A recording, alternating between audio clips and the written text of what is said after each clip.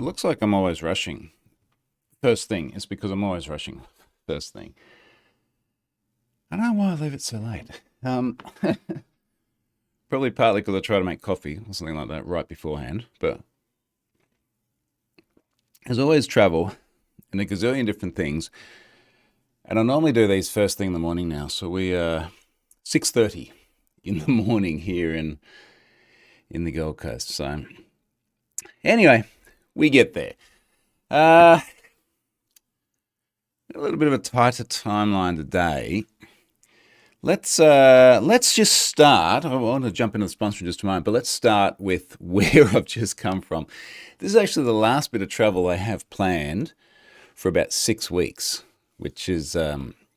I'll talk about where we're going to go in 6 weeks, maybe in just a moment, because I want to try and catch up with some folks there.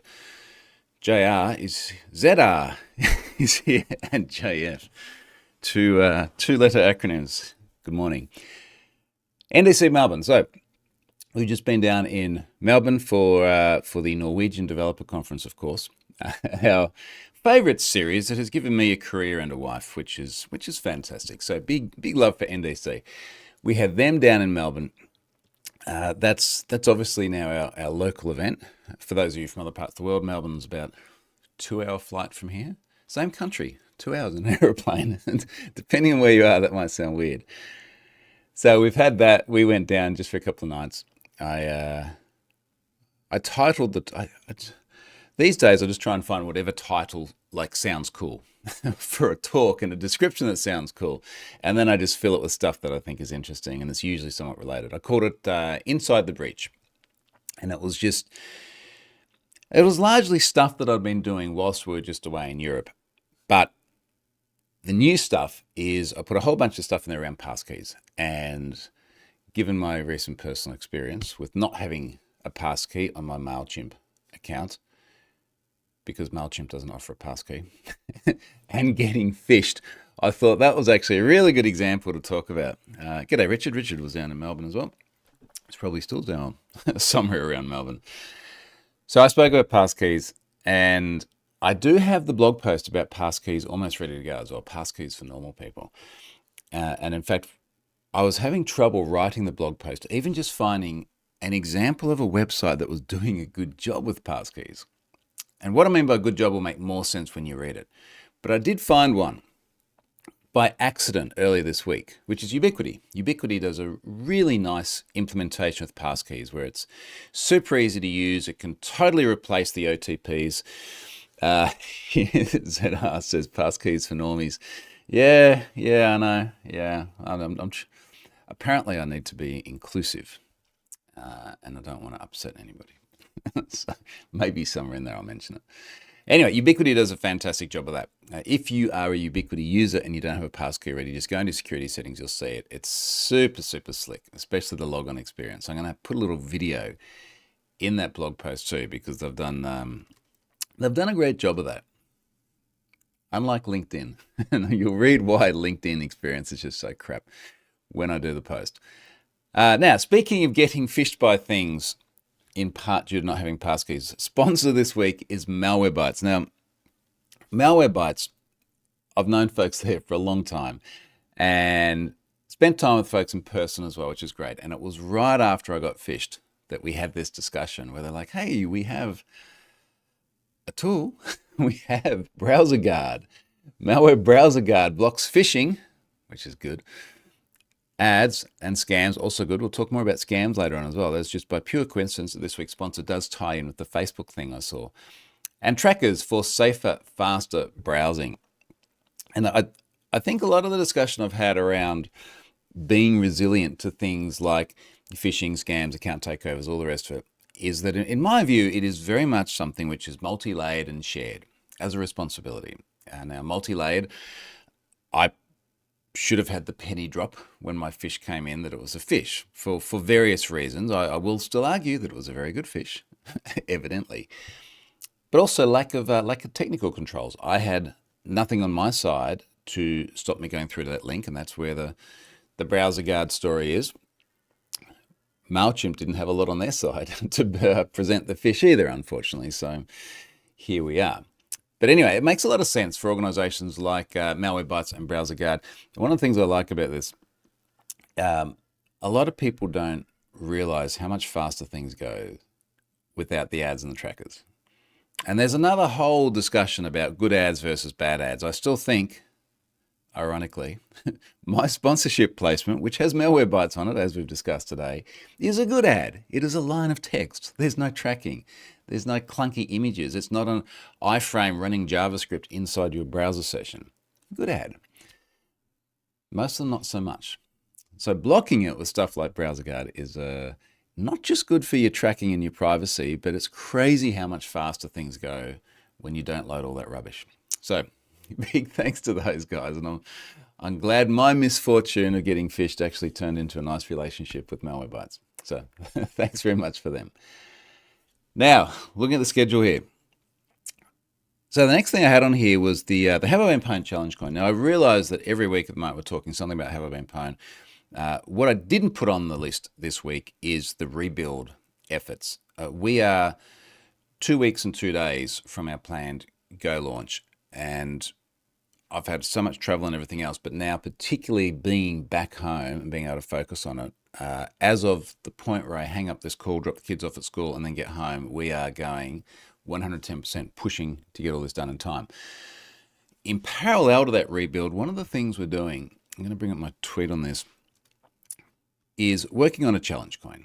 Now, for those of you that are not familiar with this concept, let me grab a couple off my shelf. So you'll see where I go in my office. I've got a little shelf here.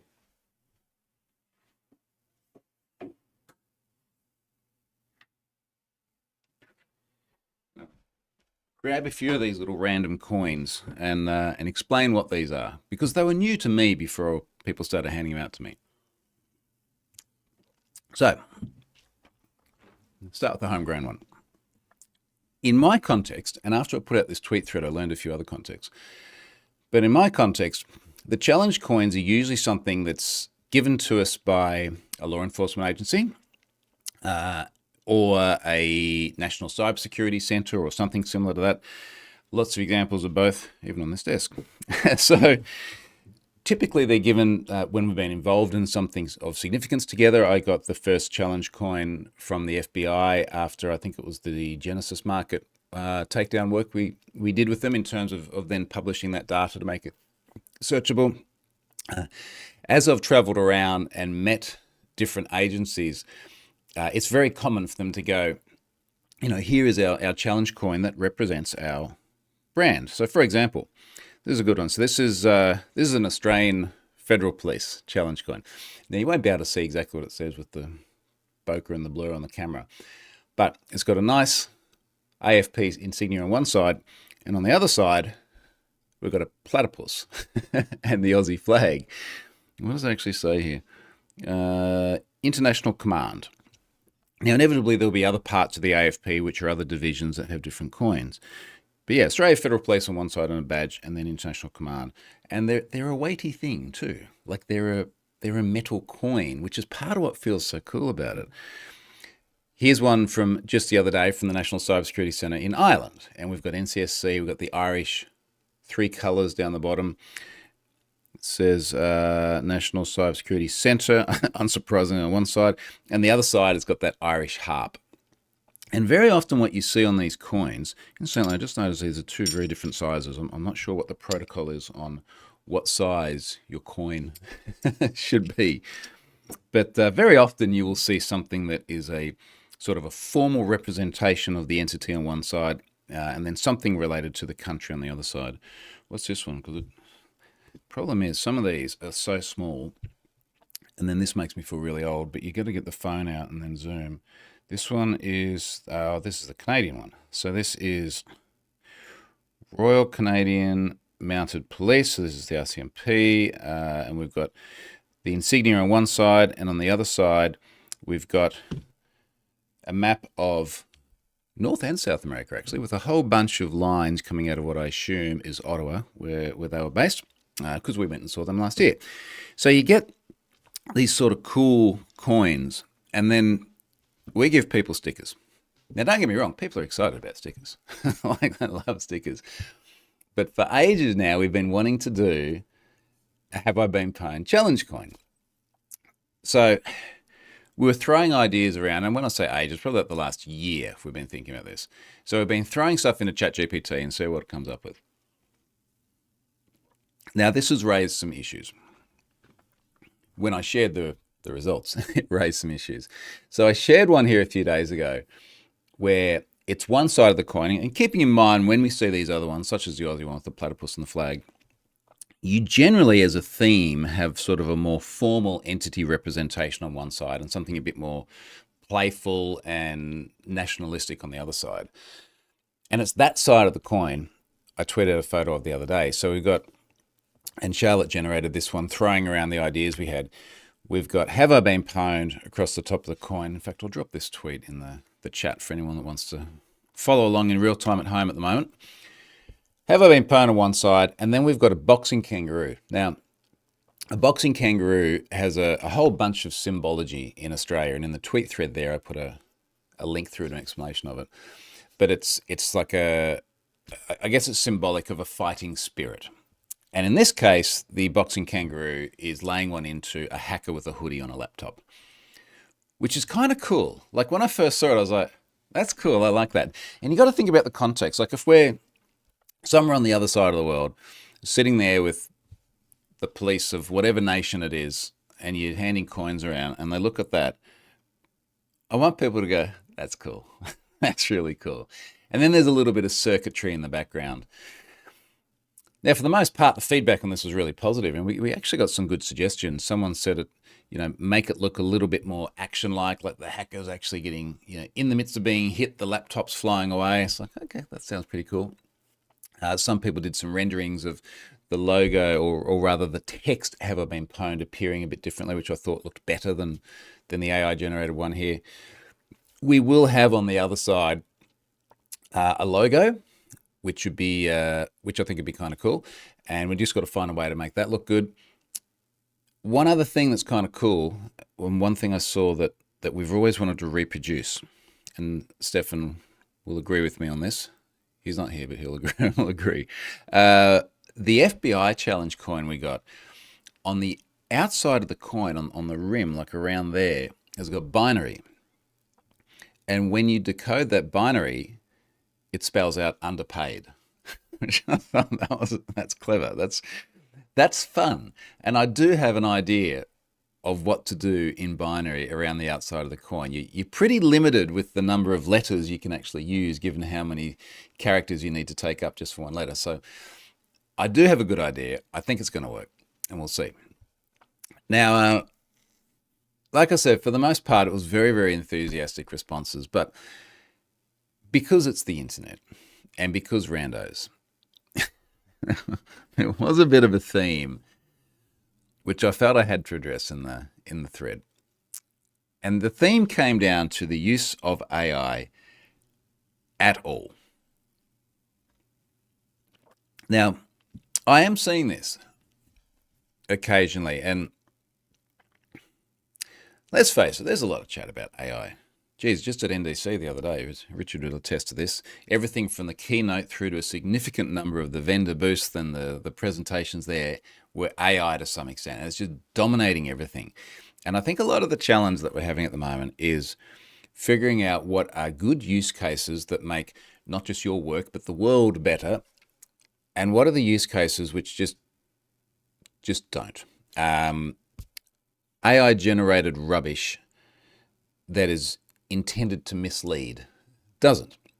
Now, you often see this term AI slop.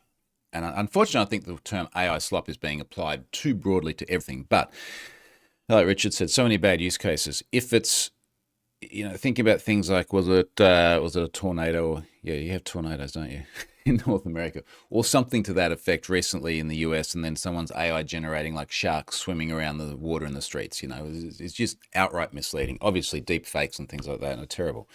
All of these crappy use cases. But what I'm finding is things like, I'll write a blog post and I will spend hours and hours, sometimes days of effort writing a blog post. And then I need that hero image for the top. The alien stealer logs, good example. I actually spent weeks working through these alien stealer logs. And when I write the blog post, I need a hero image. I'm sick of green screens and hackers with hoodies and padlocks and crap like that. And so I get it to generate what I thought was a pretty cool looking alien, like stealing stuff. And inevitably there are comments about, why did you have to kind of wreck the blog post with the image? It's like, mate, it's an illustration.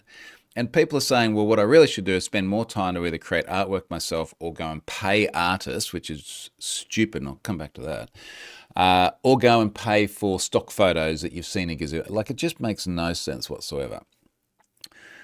And this was sort of part of the theme on the challenge coin thread here, where several people in particular are saying, this is destroying artists. You shouldn't be using AI to generate stuff like this. Go and pay an artist. Now, where do you begin? First of all, we will not be able to get 100% of the way there to the final design with AI. We'll get maybe 90% of the way there, and then we will pay an artist. And some of these challenge coin printing companies have artists that can do this for you. So there will be an artist that makes money out of this. Now, if I could get 100% of the way there with the AI, I would do it absolutely in a heartbeat. And every time I hear someone say, you shouldn't do something which is faster and more cost effective and better in every measurable way, purely on the basis because the technology is displacing a traditional role, like, have you not read any history at all? It's like this is the way we move forward. I mean, I just had these images in my mind of someone like 200 years ago going, you really shouldn't be using that loom, shouldn't be using that steam engine. You'll put people out of a job. So, well, it will. And it will change, and they'll find other jobs, and we'll all do things more efficiently. And meanwhile, run around demanding cheaper prices for things because we want to pay less, and then get uppity when things are built in a more efficient way. It's nuts. And again, like, for all of the clearly good stuff, clearly bad stuff, some stuff in the middle, it's doing things like this and generating it makes our life so much easier. It makes us so much better able to produce an end product. To that effect, the number of times these days I just use particularly ChatGPT or Copilot in Visual Studio or anything like this to generate blocks of code. Did people get upset when we started using ORMs and so on? You would do those SQL programmers out of a job. You shouldn't be using an object relational mapper. You should do it all by hand or paste. It's crazy.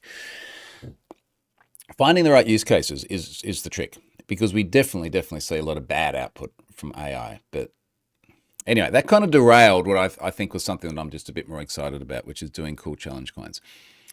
Now, someone actually mentioned in the comments, they said apparently this is common in aerospace as well. And I thought I saw someone in here, so they'd heard one from somewhere else. Here you go.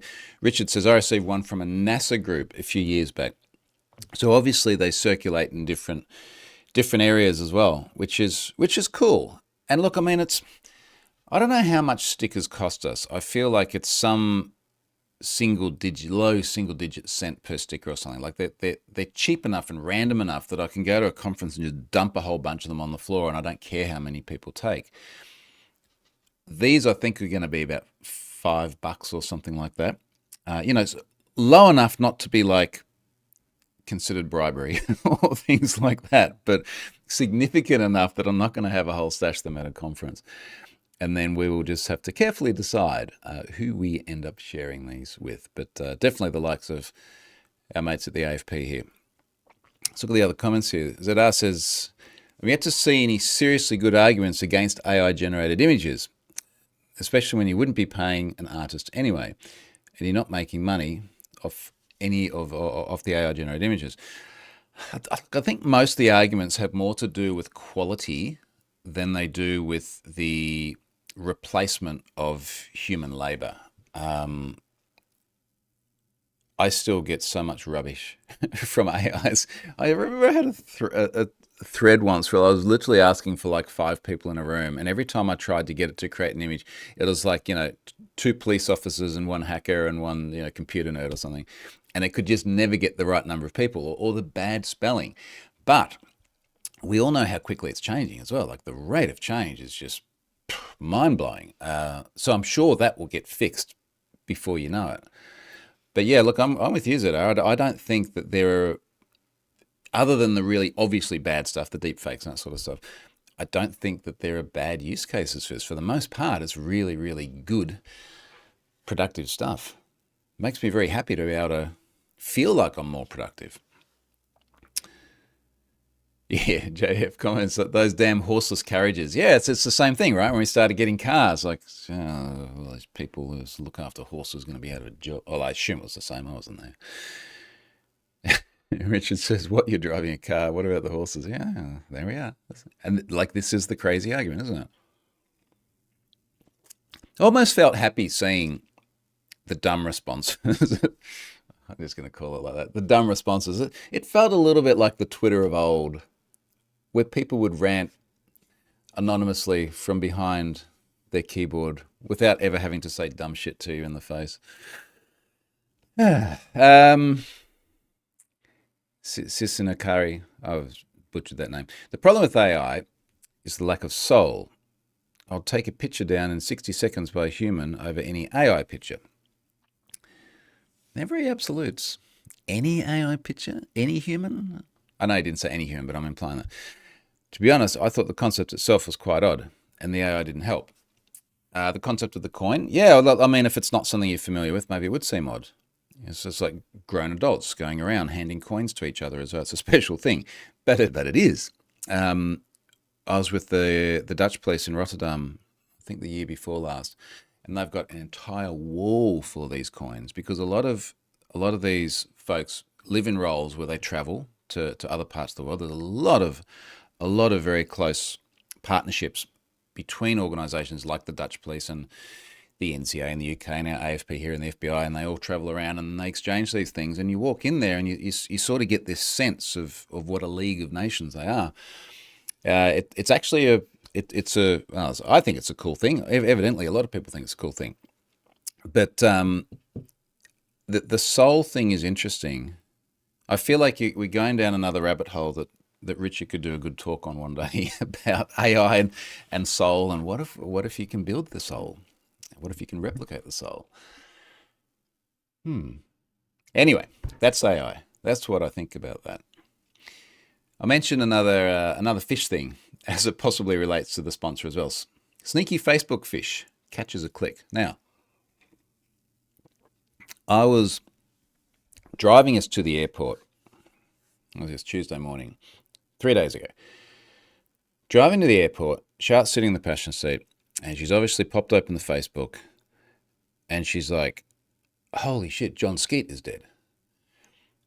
Now, if you don't know, I know Richard obviously knows, John Skeet was very famous for having the highest Stack Overflow ranking of anyone. A super, super intelligent guy, lives in the UK, regular speaker at the sorts of places we travel to in our professional and friend networks. And Charlotte's found this. I'm going to read you what it says because I've got another thread on this. She's found this Facebook message, which ultimately she's misinterpreted. Put it here. But I think it's just kind of interesting. Given I was always thinking a lot about phishing and scams, and then it's now even more personal to me after MailChimp. But she's popped this up, and on her Facebook, she's seen John Skeet was tagged by someone, name we don't recognise, but there's the way Facebook works. Friends of friends and stuff appears. And the message says, "Can't believe you're gone," and there's like a crying emoji. And it's like, again, like a lot of the time when you're flicking through something like social media, you might just be burning a little bit of time. It's like you're half paying attention. And she then expands the comments. And in the comments, there's a URL, which we'll come back to. And the preview of that URL beneath it says fatal highway disaster, victim killed, another in critical condition. And inevitably, the immediate thing she thought, seeing a friend's name there and then seeing someone say, can't believe you're gone, and the crying emoji, and then seeing the fatal highway disaster, it's just like, it immediately creates a strong emotion.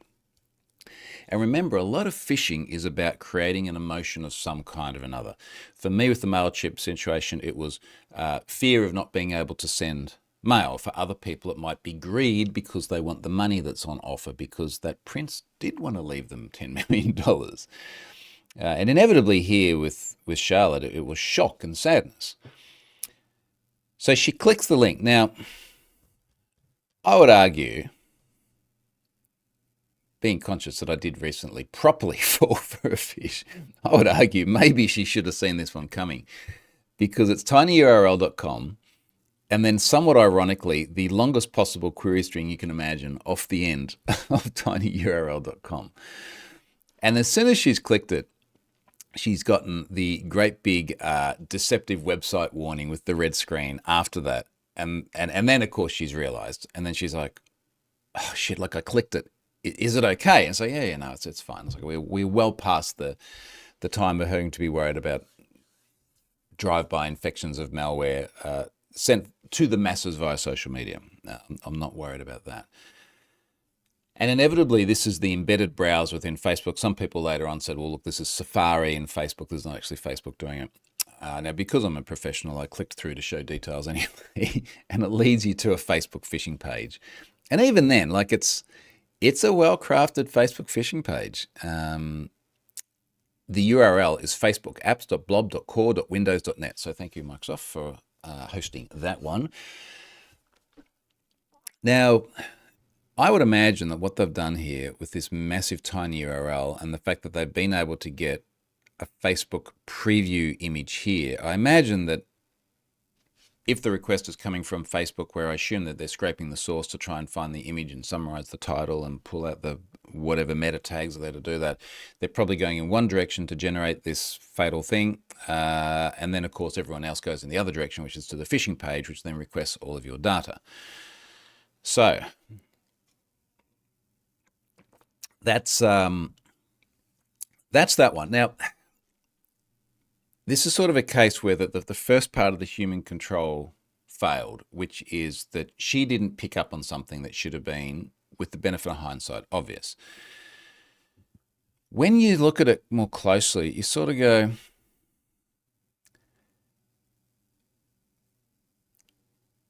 this doesn't feel like what someone who was close to someone who's just died in a car crash would actually post. You know, like you could go, can't believe the guy missing someone, but to then link to a news story about the person being killed in a car crash. And not only that, I've only just noticed this, but so the person's made the Facebook post and then they've made a comment, deadly collision leaves one dead, and then they put a coffin emoji after it. It's like, if we like calm down all the emotions and sit back for a moment, if you're bereaved and you're missing someone, the coffin emoji doesn't seem like the most natural, sympathetic thing to put there. And then, of course, just linking to that story here. Now, John did chime in on the tweet thread I had going this at some point. It seems like Alicia Gilbert, who is the person who inevitably knows him, that's in his social network, apparently her account had been taken over, and this is the stuff that happens. So a little bit shitty in a way that Facebook, you just kind of feel like there must be 100 different ways that they could identify that this is probably not going to be legit, but that's another topic altogether. Okay, let's look at the comment here from Susanak, the same person as before. AI images just feel flat somehow. Everything ends up having the same look and becoming a big massive slop. So you're using the slop word again, which I find really fascinating. Now you're more likely to stand out by not having AI. That argument only goes so far when you can distinguish the AI from the non-AI. And I would argue that there are many cases these days where it's very difficult to tell. And this is kind of the point, right? For the AI to get good enough to replicate human behavior. I I would agree that there is a bunch of stuff that does look fake and looks messy. And I think maybe it's a matter of context as well. Like, are you trying to create something to either deceptively fool people into believing it's real or to try and emulate something that's real? And I think in those cases where you're in that sort of uncanny valley area where it's like it's not quite like they've got six fingers, and their teeth look weird.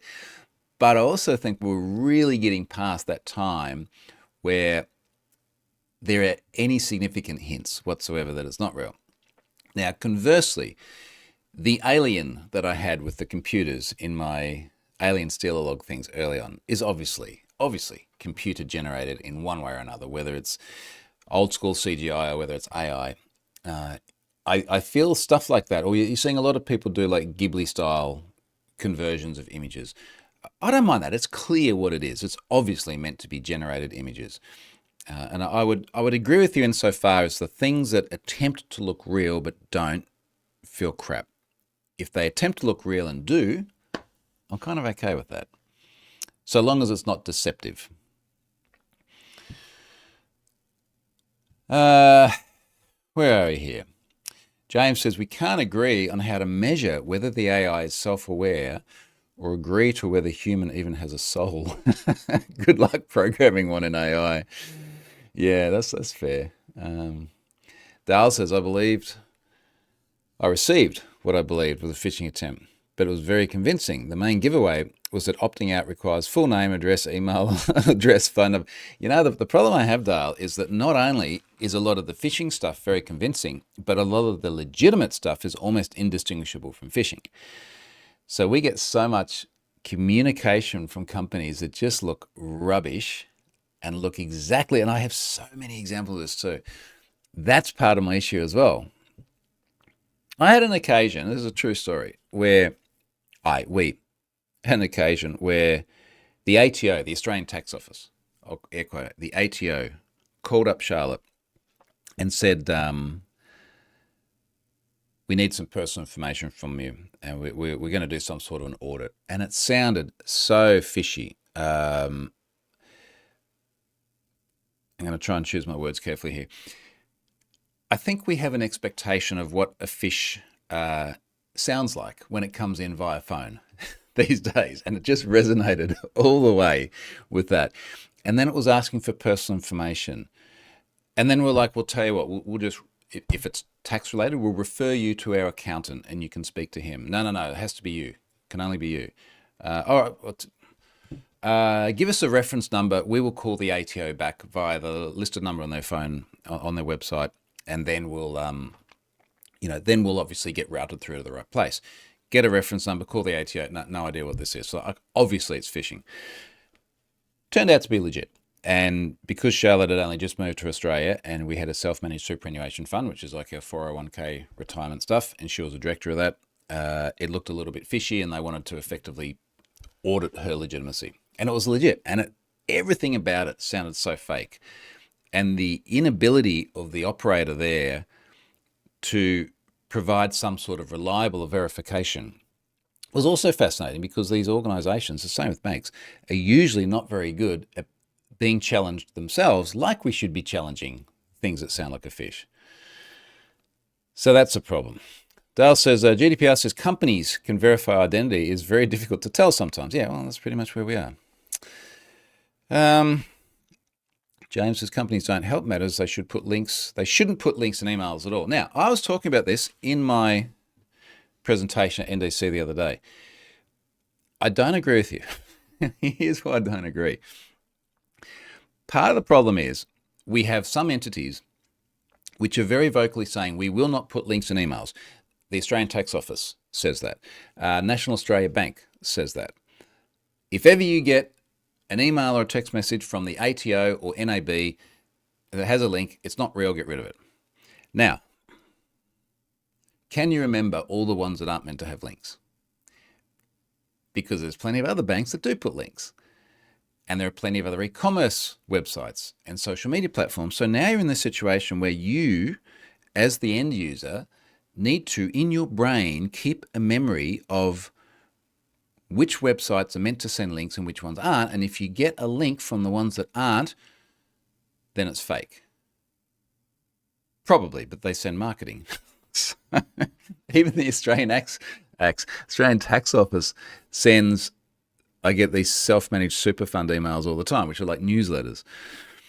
That's the first problem. The second problem is there are so many use cases where deep links to a resource from an email are a massive usability boost, and not having that is painful. And I'll give you a perfect example. I get an Azure alert. Something has triggered an alert in Azure. My CPU utilization is high or something like that. I want to see that alert specifically. Now, I can either click the link in the email and I have that right in front of me, or I can go to Azure, I can try and remember where the alerts are, drill my way down to it, particularly if you're on your mobile device. That's even harder because the screen's small, and eventually get to where I want to be. We get a ticket come in for have I been pwned. I can click the link and it will open up in the Zendesk app, and I'll be looking at that ticket and I can immediately flag it as spam or whatever. As opposed to, I have to go to the app, I have to try and find the section with the tickets. The problem is that deep links are meant to save you a bunch of mucking around and a bunch of manual labor. So I'm just really reticent to say to people that never click on links. It takes away so much of the good side of the internet. And then, as James says, other than these unsubscribe links, of course. So now you're adding another condition. Never click on links unless. And then you've got to remember all the conditions. What if there's updated terms and conditions? And then people get upset because like, you made it so hard on me. Why couldn't you just link me to it? Anyway. And of course, you got to remember the URL, and you got to go to the right website. And I'll just jump straight down to James's last comment. He said, I had a message from my credit card company that was legit. I logged in with the confirmed URL. I could not find the information relating to the message. I should have got a pop-up. Yeah, well, I mean, they're just not making it any easier for themselves. Oh, shit.